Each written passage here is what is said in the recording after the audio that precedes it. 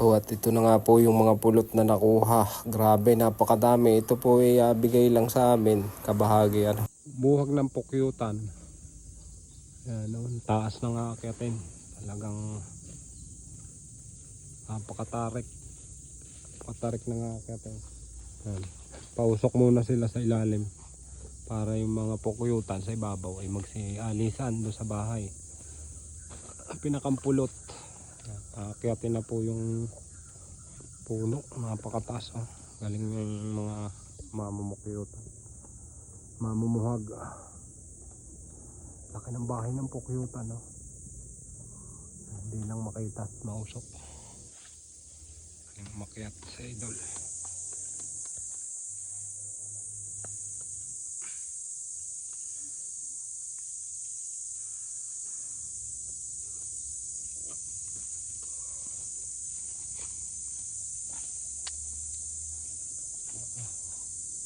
Tibay oh.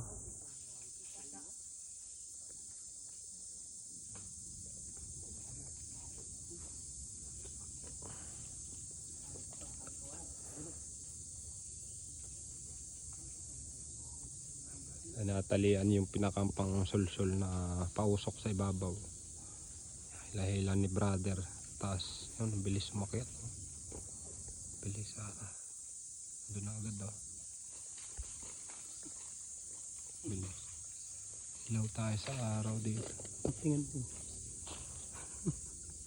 Kaiba nga yan ano. Ayop yan ano. Oh, kaiba yan. Anong insekto yan? Kado yan. Pare. Kainin mo nga. Pare. Anguyain ko pa. Tibay ni brother oh. Makyat, nasa dulo na po. Tignan nyo ganyan kung gaano katibay mga kayat. Ang ganda ng kanyang mutya sa musang. Meron siyang mutya sa musang. Kaya napakagaling umakyat mga kantingero. Yan oh. Tignan nyo ga, napakabilis. Wala pang isang minuto, nasa dulo na siya oh. Nasa ano siguro ito 50 feet. Yan. 50 talampakan yung kanyang inaakyat. Dito po siya dumaan sa isang maliit na puno dahil malaking puno yung kanyang pupuntahan. Grabe oh, galing. Yan, dinadali po siya ng pukyutan pero baliwala sa kanya oh. Kita nyo ga.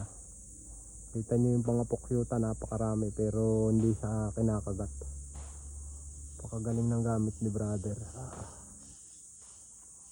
Oh. Palibutan ng pukyutan pero hindi siya kinakagat. Oh. Ugong ang pukyutan na yun.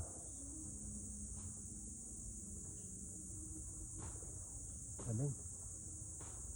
Hanap po siya ng tiyempo kung saan siya dadaan. Dahil nandun na siya sa dulo. Parang maliit yung sanga ano pare. Ha? Kaya din dumanan. Yan. Ang patayin dahon.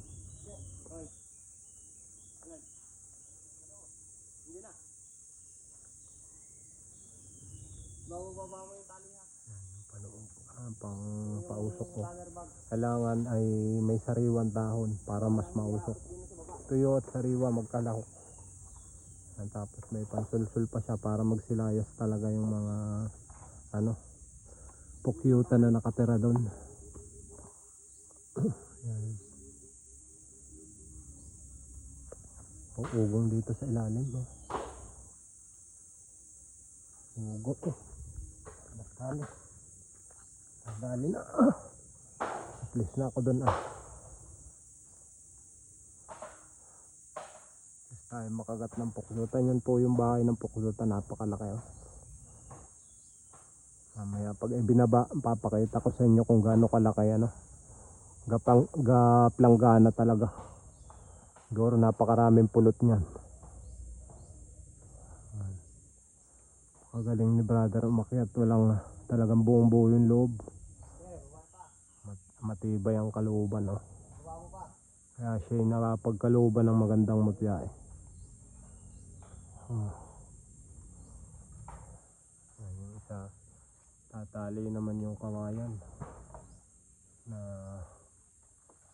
paglalagyan ng pampausok sa taas dahil medyo mataas. Ba't ibang pamamaraan ano?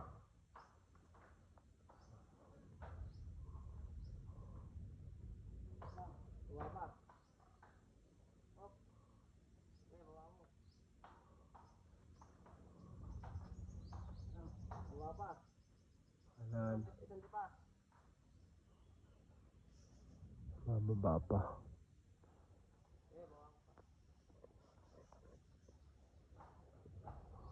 Taas.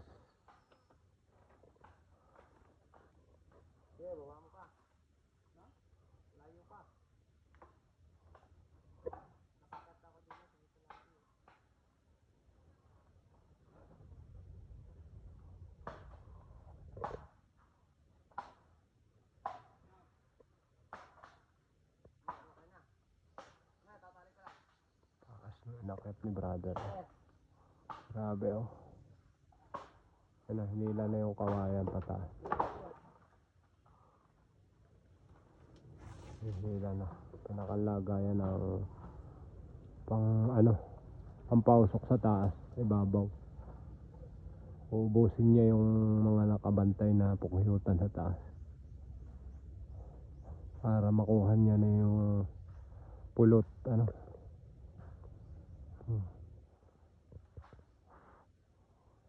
Hugong linis sa ilalim. Nangingilalim ang mga pukyutan, no. Dami.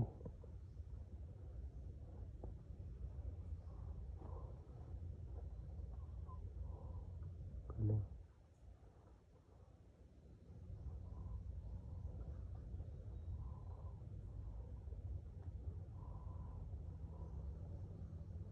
Taas ah.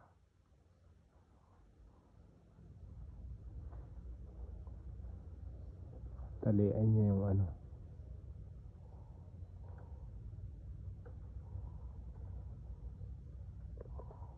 Init.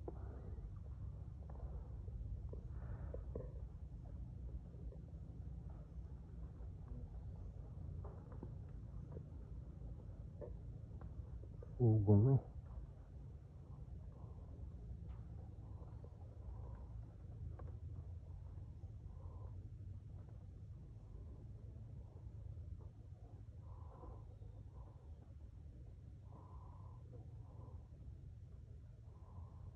Salta ka pa kante. Paul, pagkakapasin na, salta ka pang kante.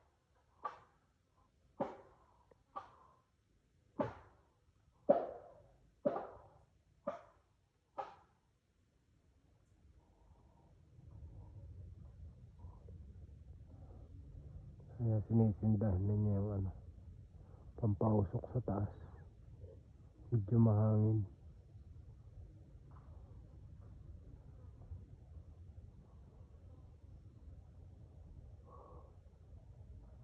Yun na. Pampausok na. Wala lang, baka mamatay.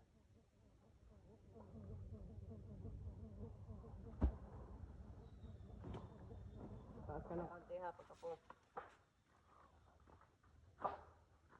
Baba na yan ano.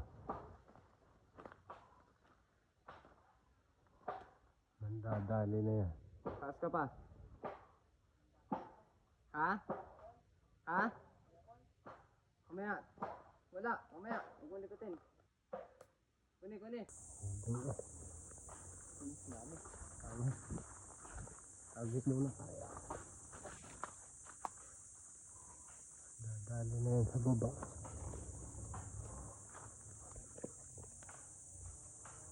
Dami. Oh, pagdali si brother. Baba ulit. Yan. Ayas. Lang. Sige, yan. Hindi namin kayo titigilan. Hindi kayo naalis yan.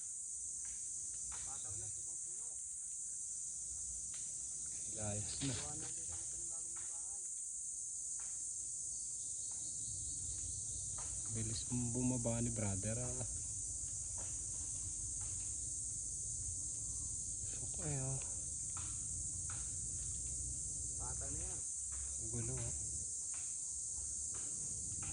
Dami. Nadali ka pare. Hindi nadali. Tibay makyat ni pare. Ay, isang usang talaga. Naman pwede masilip ang mutya mo dyan. Walang matya. Lagunos na pag-akyat eh. Ang damay. Kakawawa ang mga kawayan doon. Oh. Nadali na puputol na yun. Andyan na kuya. Ugong na.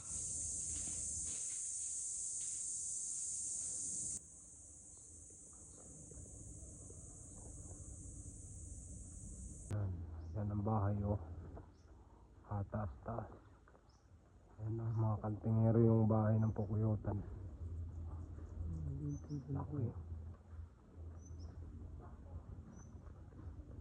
Oh, at ito na nga po yung mga pulot na nakuha. Grabe, napakadami. Ito po ay bigay lang sa amin. Kabahagi, kahit nanonood lang kami. Napakarami naman po nung nakuha. Hindi lang natin na video, nalubat yung cellphone natin. Pero talagang yan, talagang purong-purong sa pulot po yan.